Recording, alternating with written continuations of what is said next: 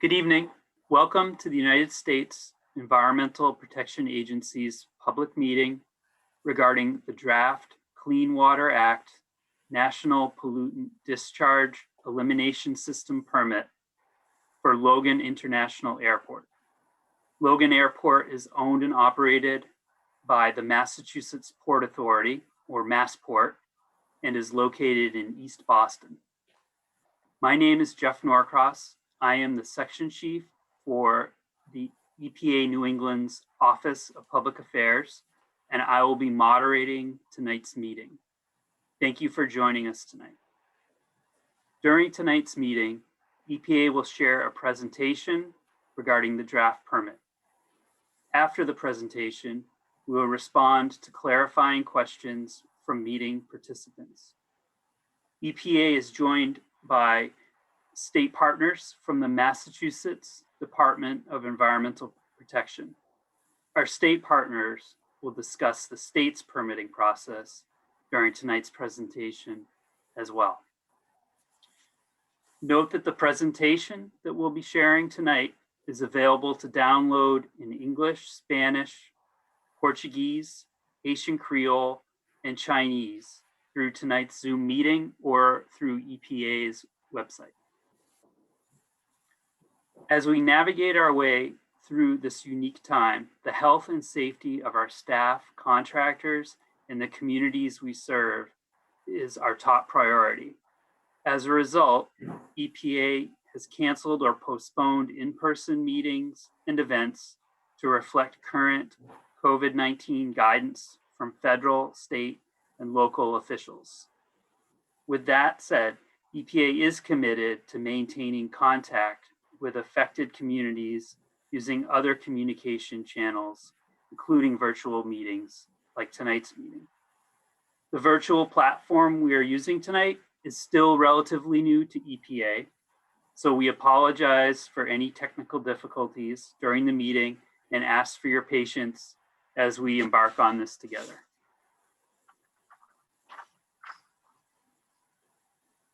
At this time, I would like to introduce Damian Houlihan. Damian is EPA New England's acting water permits branch chief. Damian will introduce tonight's presenters and will lead us through tonight's presentation. Over to you, Damian. Thanks, Jeff. Good evening, everyone, and welcome to our public meeting, as Jeff mentioned, on the Logan Airport draft NPDES permit. Tonight we'll be doing a short presentation followed by a question and answer session. We will be answering clarifying questions only and not responding to comments. We urge anyone that has a comment to submit it to us by the close of the comment period. Tonight's presenters are myself. I'm the acting branch chief for the water permits at EPA New England. Charlotte Gray from our Office of Public Affairs. George Papadopoulos, who's our permit writer in the water permits branch. Marcus Holmes will do a short presentation on environmental justice, and Susie King from the Mass DEP will do a presentation on the state process. Next slide, please. Tonight we'll be doing an overview of the process for permitting this facility. We'll present an overview of what the airport activities the airport is engaged in. We'll provide a brief description of the draft permit requirements. We'll provide an overview of our enhanced outreach activities, and we'll list out the opportunities for public participation. I'm going to now briefly go over the NPDES permitting process and where we are right now. So EPA issued a draft permit for public comment on April 12th, 2021. We will be accepting comments on this draft permit until June 11th. We'll also be hosting a public hearing 2 weeks from tonight on May 24th, 2021, where we will ask people to provide oral comments followed by written comments if they have them. At the close of the public comment period, EPA will prepare a written response to comments document and issue a final permit for the Logan International Airport.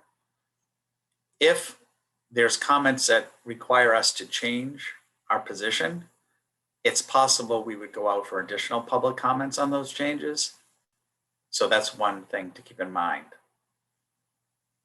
After we finalize the permit conditions can be appealed to the Environmental Appeals Board, and that information is located on our website and will also be provided when we respond to comments. Next slide, please. I'm going to turn it over now to Susie King, who is the spokesperson for the Mass DEP, and she'll go over the state permitting process. Susie? Thank you, Damien. I'm going to go through a little bit about the state permit process because it is slightly different from the federal permit from EPA. So as probably most of you know, EPA is the NPDES permitting authority in Massachusetts.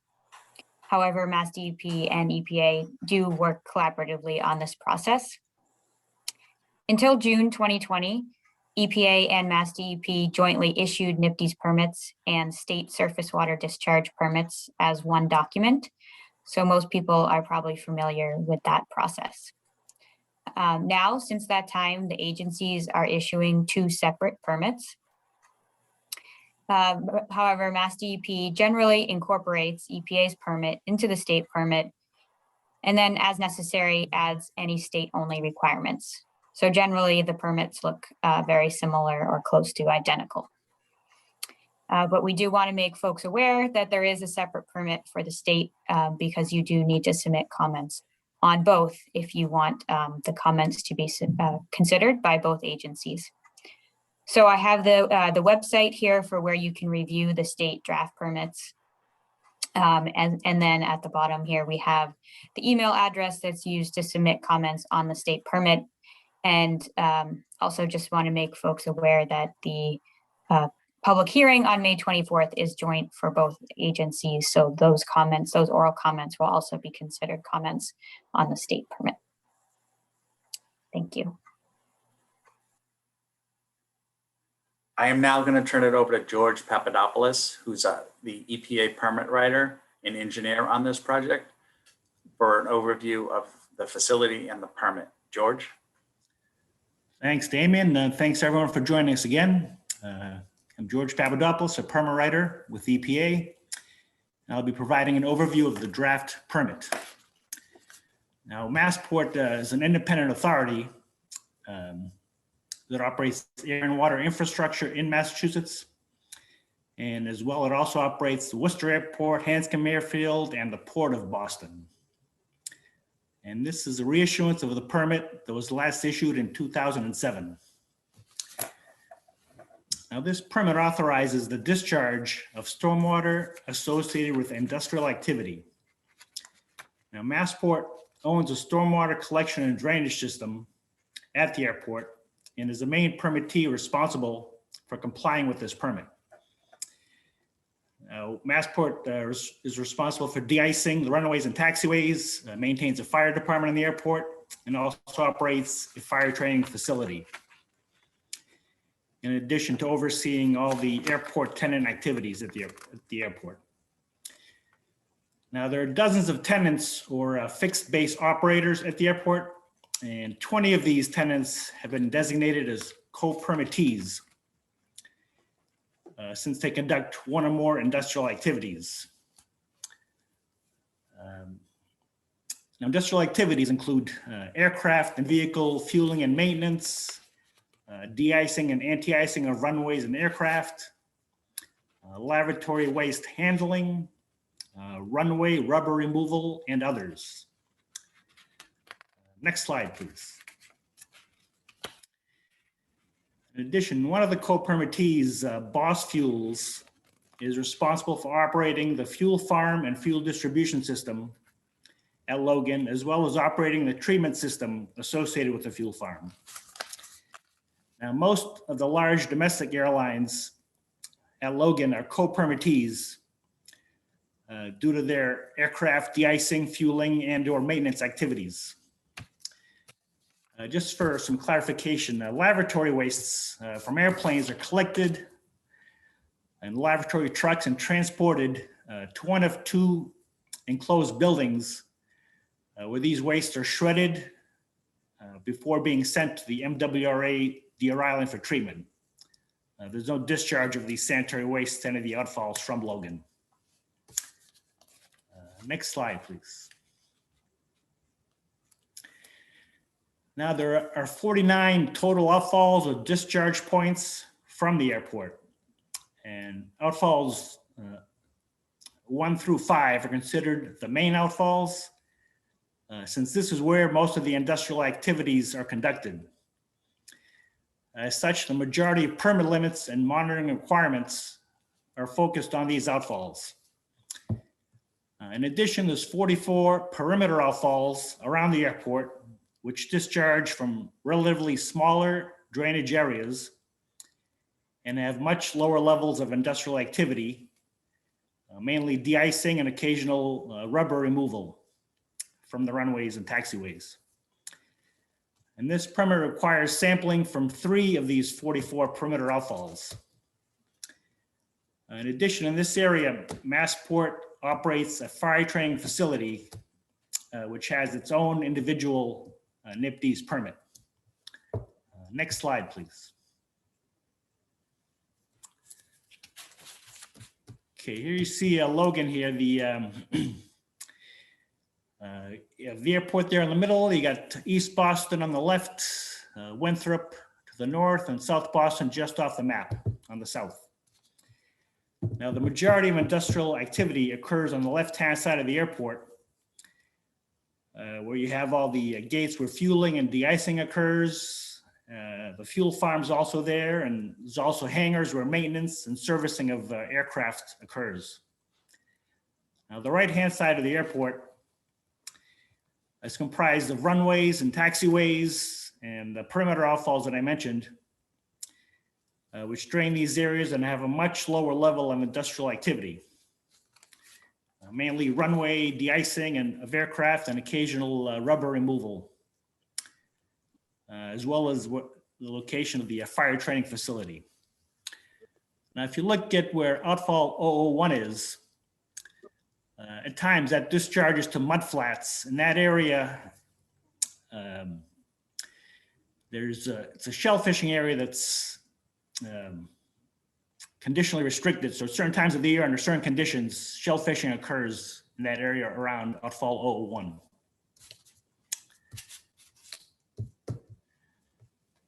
Now this permit includes an extensive monitoring program at the major outfalls, as well as 3 of the airfield outfalls.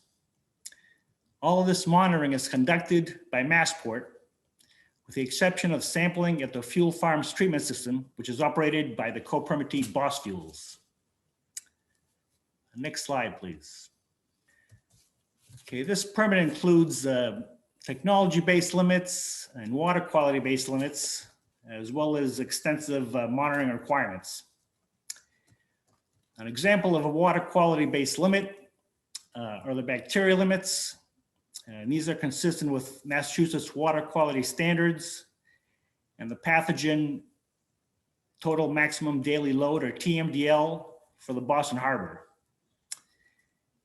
In addition, most of the bacteria limits are for the indicator Enterococcus. In addition, there's also specific fecal coliform limits for outfall 001, which discharges to that area of conditionally restricted shellfish beds. An example of a technology-based limit are the limits on total suspended solids and oil and grease.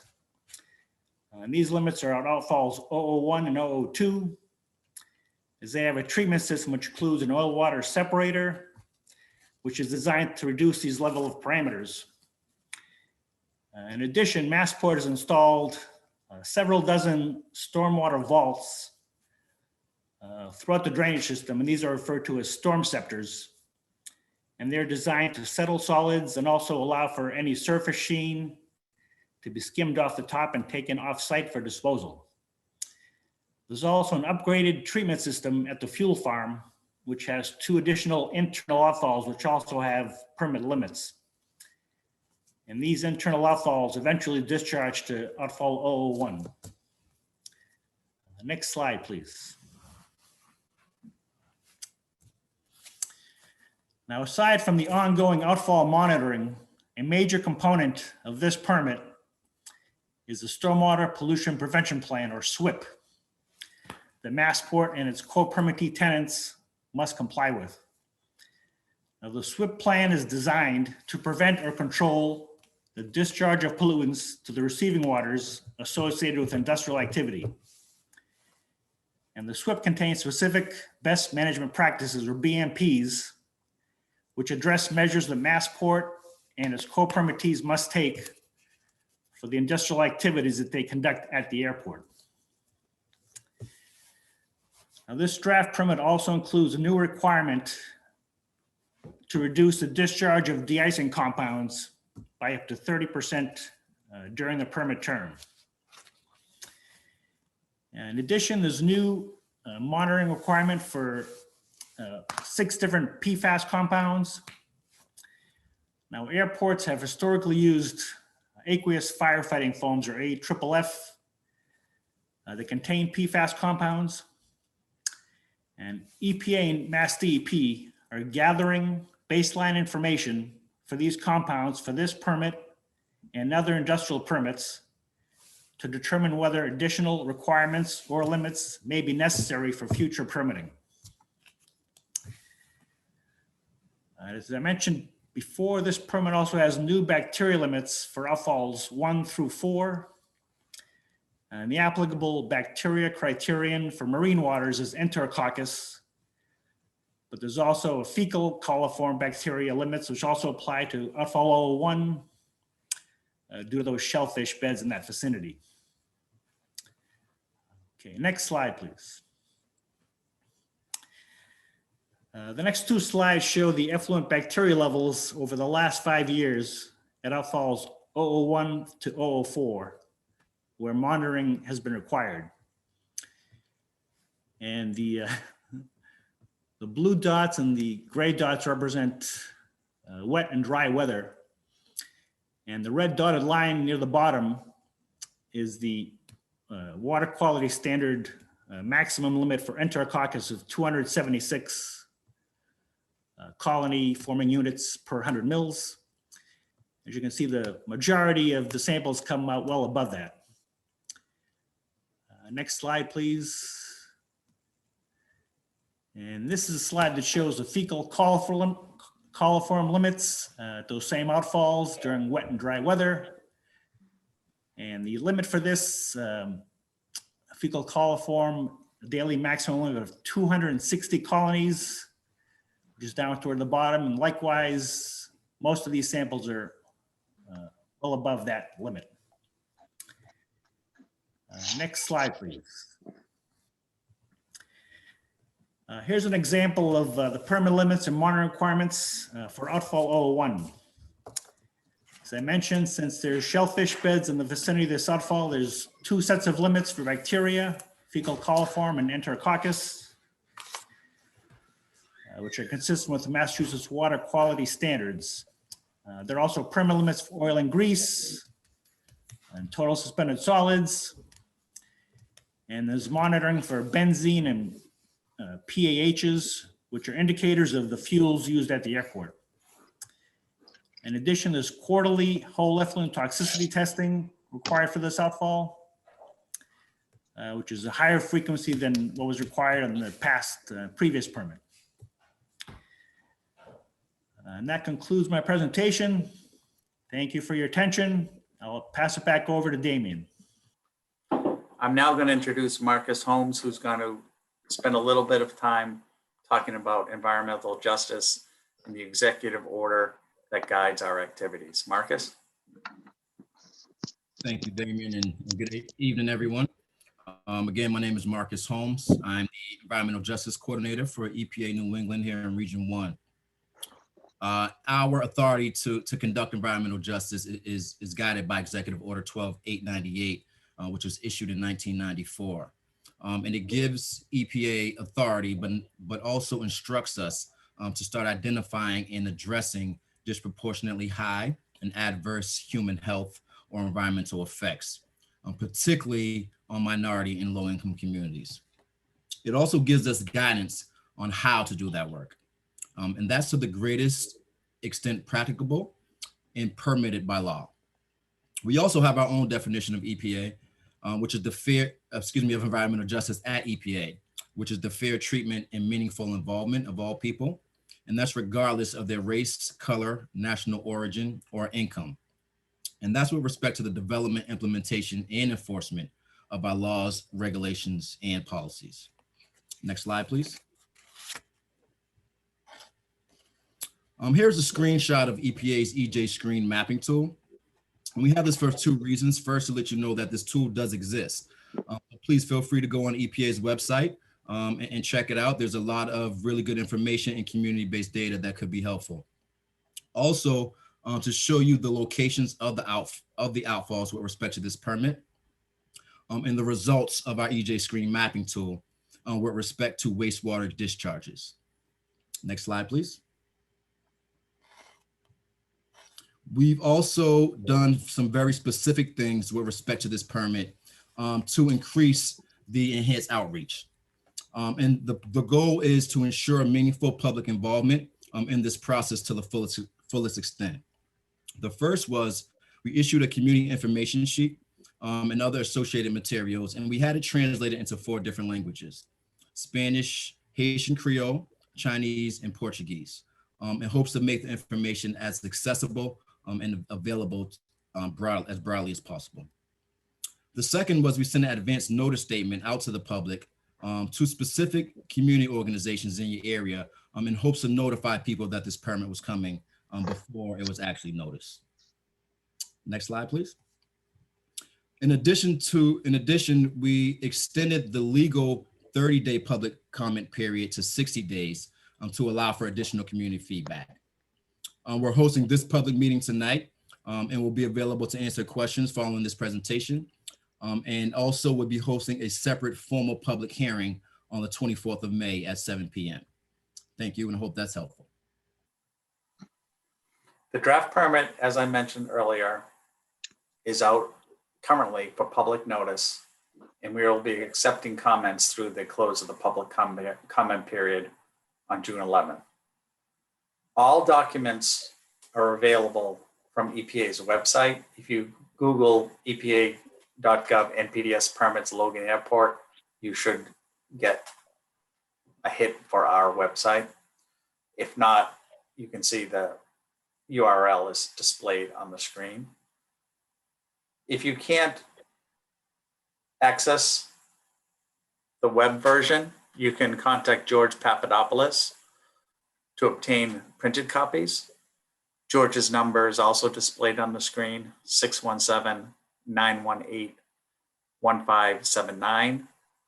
Or you could reach him by emailing him at papadopoulos.george@epa.gov. As Susie King from DEP mentioned, the state draft permit is also available on Mass DEP's website, www.mass.gov, Mass DEP public hearing comment opportunities. Next slide. Questions during the comment period can be directed to George Papadopoulos, again, our environmental engineer on this project, 617-918-1579. Or for questions regarding the state process or any aspect of the state permit, please contact Kathy Vakalopoulos. Her phone number is 617-348-4026. Next slide, please. As I previously mentioned, we'll be holding a virtual public hearing. We'll be accepting oral comments on the public notice version of the draft permit. That hearing will begin at 7 o'clock, 2 weeks from tonight, May 24th. Any person may submit oral comments. Persons wish to speak are encouraged to register in advance using the link provided on our website. It's also shown below. Information on how to access the public hearing will also be sent to those who pre-register on EPA's website. And again, our website address is at the bottom of the screen. https://www.epa.gov/NPDES permits Massport Logan International Airport. Again, you could always Google EPA Logan Airport NPDES permit and you should get it. Next slide, please. To submit comments, we're seeking comments on the draft permit from now until June 11th. Again, you can speak at our public hearing. Oral comments can be provided 2 weeks from tonight, May 24th. We also ask, even if you provide oral comments, that you submit written comments on the draft permit to George Papadopoulos. George is also providing his fax number if you want to send him a fax with the comments, 617-918-0579, or you can email the comments to George at papadopoulos.george@epa.gov. And written comments on MassDEP's permit can be submitted via massdep.npds@mass.gov. Okay, I'll move to the English channel, and I see that John Walkie has his hand raised. John, would you like to speak? Sure. Thank you very much, Jeff. And thank you everyone for the presentation tonight. My name is John Walkie. I work with Green Roots and live in East Boston. I'm also serve on the board of Airport Impact Relief, a local organization that works at the airport on airport concerns. I've got a few questions, but maybe I'll just do one and let you cycle through just so that in case any other questions pop up. But I was just curious if the last time these permits were issued in 2007, and that's sort of a 14-year hiatus. And I don't know if these work the same way as the NPDES permits on Chelsea Creek with the oil terminals. It's usually like a 5-year cycle. I was curious as to why the long interregnum, and then also in light of the incident that occurred in 2010, where there was a pretty sizable jet fuel spill over by that outfall that goes out the clam beds, which resulted in, lots of angst. Why has there been such a long period to wait to re-up these permits? Thanks, John. This is Damian Houlihan. I think I can address that question. So you are correct that NPDES permits are only effective for 5 years unless we administratively extend the permit based on a complete application. Unfortunately, we operate under a backlog of permits, so we have many permits that are not renewed, that are administratively continued, such as Logan Airport, and we work hard to address them as we can. And we have, limited resources and a high volume of permits to issue. So there's no really good reason other than we work through the permits as best we can, and that's what we're doing here tonight, and through this permitting process. John, if you want to ask a second question, you can do so now. Yeah, in terms of the jet fuel spill, I can't really speak to that. That's not really in the purview of the permitting authority. That I guess that was maybe an accident that happened. So I don't know, Jeff, if you have any more information on that. I don't. I was not aware of that. Yeah.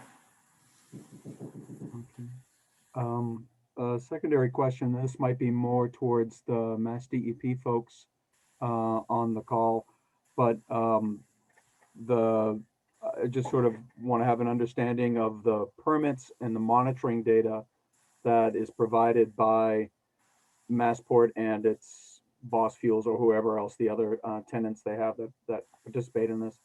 How that relates to the context of Massport's regular environmental data reports, EDRs, and environmental status and planning reports, ESPRs, that they they file those things every year or so for the previous, a year or two back, that provide environmental data on the impacts, and that's provided to the MEPA office here in Boston. And I'm just sort of curious as to, is there any sort of communication between the data that is monitored from the outfalls for the permitting purposes and monitoring there, and the data that's in the EDRs and the ESPRs.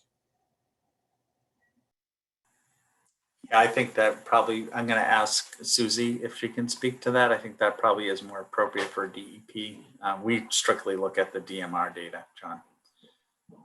Susie, are you available, or Kathy or Logan to take a stab at that one? I am available. However, I have to say I'm not familiar with those reports that Massport is required to do. Our program, really looks at the NPDES data as well. But I would, if Weldon or Kathy has anything else to add, we can certainly go back and look into that. But I unfortunately I'm not aware of how they, how those are tied together. Yeah, this is Logan. John, no, I'm sorry, I'm not familiar with it either. And I got the first one as the environmental data reports. Could you just repeat the second report that you're referring to so we can take a look at that? Sure, the environmental status and planning report, so Okay. ESPR. So just in the context of doing community outreach and reaching out to people for comments on these permits, there's also the MEPA process has, they reach out to the community for comments on these other data reports. So relative to the folks who are trying to run around and keep up with these things, there would be a question as to, well, there's all this data being collected, and where is the overlap between these, or is there any? Right. Just curious about that. Okay. Thank you. We'll take a look into it. John, I see your hand is still up. Do you have another question you'd like to ask? Sure, why not? I feel like I'm getting very exclusive service here. In the presentation, Mr. Papadopoulos had mentioned about the processing of the sanitary waste from the planes, that they're brought to a facility on site at the airport where they're shredded, and then it goes out to Deer Island. I was just curious, is that going out, is that poured into like sanitary sewer and gone out to Deer Island that way, or are they actually trucking out in like a pump truck out to Deer Island? How is it making it there? John, I think there's two separate buildings that have these shredders called triturators, and the laboratory trucks collect the waste from the planes, bring it to these buildings and run it through these shredders. And I think there's a direct connection to the sewer line right to MWRA. I don't know if anyone on the phone or in the meeting from Massport wants to confirm that, but that's my understanding of it.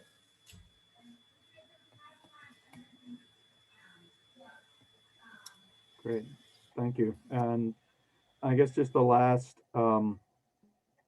question, or it might be more of a comment, just in terms of information, there's a very handy map that has like the 7 or 8 or so main outfalls, and then there's 44 outfalls, of which 3 are sampled.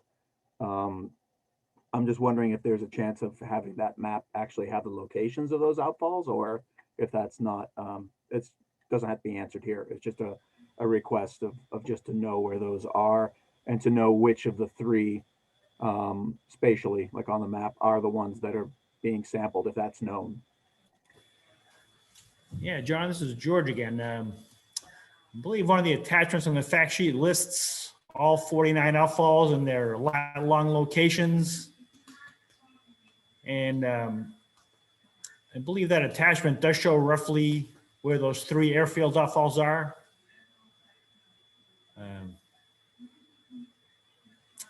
Great, thank you. We could provide that, George, to John, and if you'd like, the exact map that he's referring to. I can point out where those are. I'll get back with you on that. Thank you very much. I think that's basically the questions I have for tonight, at least. Thank you very much. Thank you. Thank you very much, John. I don't see any questions in the chat. Is there anyone on the phone who would like to ask a question? If so, please press *6 to unmute your phone.